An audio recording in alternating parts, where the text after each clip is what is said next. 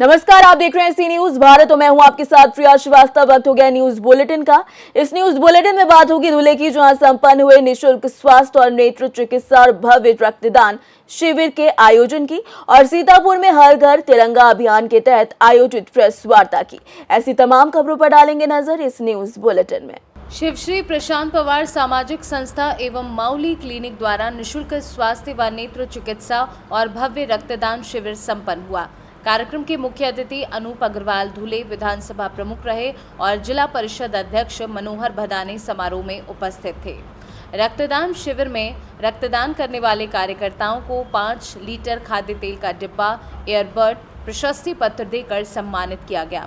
इस कार्यक्रम में general physician doctor Mrinali Khairnar, नेत्र रोग विशेषज्ञ doctor Tushar Devre, general physician doctor Lalita Patil, general physician doctor Mayuresh Desle आदि डॉक्टर उपस्थित थे। इस कार्यक्रम का आयोजन शिवश्री प्रशांत पवार सामाजिक संस्था नगांव बारी संभाजी पाटिल मित्र परिवार श्री सागर पवार के द्वारा किया गया था। कार्यक्रम को सफल बनाने में अमोल शिंदे, अंकित चौधरी, जयेश खैरनार आदि लोगों का महत्वपूर्ण योगदान रहा। दादा 7 ऑगस्ट 2024 वार बुधवार रोजी नगावबारी परिसरात आमच्या शिवश्री प्रशांत भाऊ पवार सामाजिक प्रतिष्ठान तसेच कैलासवासी बाबूराव वैभव खैरनार यांच्या द्वितीय पुण्यस्मरणानिमित्त आज माऊली क्लिनिक नगावबारी येथे भव्य आरोग्य शिबिर व रक्तदान शिबिर याचे आयोजन करण्यात आले होते। या कार्यक्रमाला धुळ्यातील धर्मवीर आणि लाडके भैयासाहेब अनूपजी अग्रवाल यांच्या प्रमुख उपस्थितीत आज कार्यक्रम पार पडला। तसेच बाळासाहेब मनोहरजी बदाने यांची देखील उपस्थिती सदर कार्यक्रमाला लाभली। या कार्यक्रमामार्फत रक्तदान जवळपास 100 लोकांचं करण्याचं नियोजन आहे। तसेच नेत्र तपासणीमध्ये परिसरातील सर्व नागरिकांची नेत्र तपासणी मोफत होणार असून त्या शिबिरामार्फत कोणाला मोतीबिंदू असेल तर मोतीबिंदूचे ऑपरेशन आमच्या शिबिरामार्फत मोफत करण्यात येईल। तसेच कोणाला अल्प दरात चष्मा देखील उपलब्ध करण्यात येईल।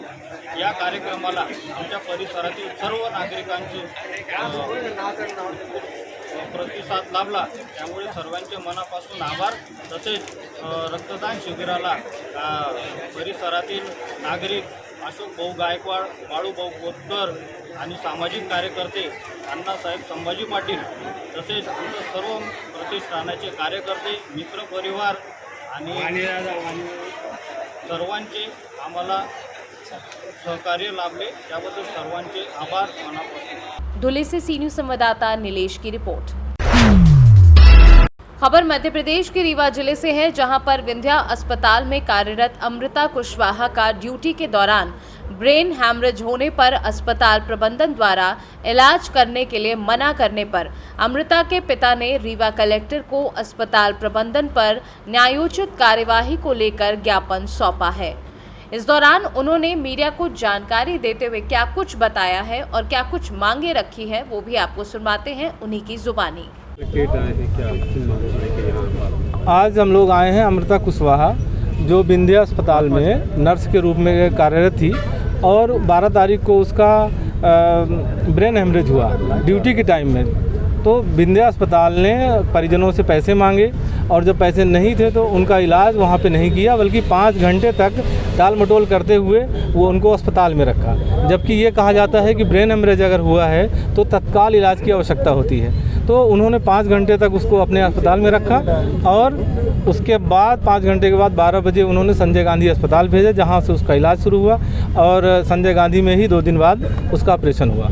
और जिसके कारण से वो आज तक ना तो वो बोल पा रही है और उसका कोई दाहिना अंग कोई काम नहीं कर रहा है। तो हम लोगों की ये मांग है कि जिस तरह से ये प्राइवेट अस्पताल, उसका एक तो वेतन उसको सिर्फ 8,000 रुपया मिल रहा था, हमेशा वो मानसिक टेंशन में रहती थी, 12 घंटे की ड्यूटी, नाइट ड्यूटी ली जाती थी।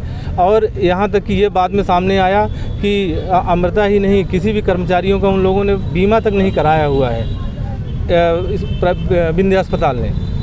तो हम लोग ये मांग कर रहे हैं कि विंध्या अमृता की अच्छे से अच्छे अस्पताल में इलाज हो, उसको अब जिस तरह से उसकी हालत है और उसके पिताजी बहुत गरीब व्यक्ति हैं, सब्जी लगा के अपना किसी तरह से परिवार का भरण पोषण कर रहे हैं। उनके 5 पुत्रियां हैं, वो बड़ी लड़की है और जो 8,000 पाती थी उससे उनका घर चलता था।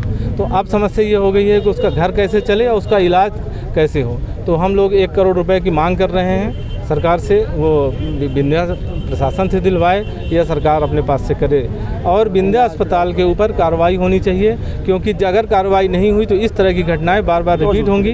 अगर ये जो अस्पताल हैं अपने कर्मचारियों के सगे नहीं हैं, इतनी मानवता उनके अंदर नहीं है कि अपने कर्मचारी अगर हमारे यहाँ बीमार हुआ है, कोई बड़ी घटना हुई है तो हम उसका इलाज करें, तो ये जनता के ऊपर क्या मानवता दिखाएंगे। तो हम लोगों के ऊपर हम मांग कर रहे हैं कि ऐसे अस्पतालों को बंद कराने की कार्रवाई की जाए और अमृता को न्याय दिलाया जाए, उनको आर्थिक मदद कराई जाए। ये क्या है? सरकारी डॉक्टर, जितने सरकारी डॉक्टर हैं वो सब निजी अस्पतालों में रहते हैं, उनकी अपनी प्रैक्टिस वहाँ करते हैं, जिसके कारण वो सरकारी अस्पताल के ऊपर बिल्कुल ध्यान नहीं देते हैं। और यही कारण हम लोग सरकारी अस्पताल में परेशान होते हैं। और हम ये आंदोलन हम लोग अपने लिए कर रहे हैं कि हम सबको भी किसी न किसी दिन सरकारी अस्पताल की ज़रूरत पड़ेगी, और जब हमको ज़रूरत पड़ी तो वहाँ अव्यवस्था का शिकार हम होंगे। रीवा से सी न्यूज़ संवाददाता अर्जुन तिवारी की रिपोर्ट। भारतीय जनता पार्टी जिला कार्यालय पर हर घर तिरंगा अभियान के तहत आयोजित प्रेस वार्ता को संबोधित करते हुए प्रदेश मंत्री शिवभूषण सिंह ने पत्रकारों को बताया कि भारतीय जनता पार्टी के कार्यकर्ता देशवासियों के साथ मिलकर विगत कई वर्षों से हर्षोल्लास के साथ राष्ट्र की एकता एवं अखंडता के संकल्प की प्रतिबद्धता के साथ स्वतंत्रता दिवस को हर घर तिरंगा व तिरंगा यात्रा सहित विभिन्न कार्यक्रमों को आयोजित करते आ रहे हैं। इसी क्रम में आगामी 15 अगस्त को पार्टी के कार्यकर्ता द्वारा हर घर पर तिरंगा लगाने की विस्तृत कार्य योजना तैयार की गई है। इस अवसर पर भारतीय जनता पार्टी के जिलाध्यक्ष राजेश शुक्ला व भाजपा के तमाम कार्यकर्ता मौजूद रहे। आज एक हमारी भारतीय जनता पार्टी के जिला कार्यशाला थी। इस कार्यशाला में हम भारतीय जनता पार्टी ने जो अभियान लिया है घर घर तिरंगा, इस तिरंगा अभियान के बारे में कि हम प्रत्येक घर में, प्रत्येक प्राइवेट प्रतिष्ठानों में किस तरह से जागरण करेंगे और जन जागरण के माध्यम से प्रत्येक घर में तिरंगा लगेगा। और जो हमारे युवा मोर्चा के नौजवान हैं वो प्रत्येक विधानसभा में बाइक के माध्यम से तिरंगा यात्रा निकालेंगे।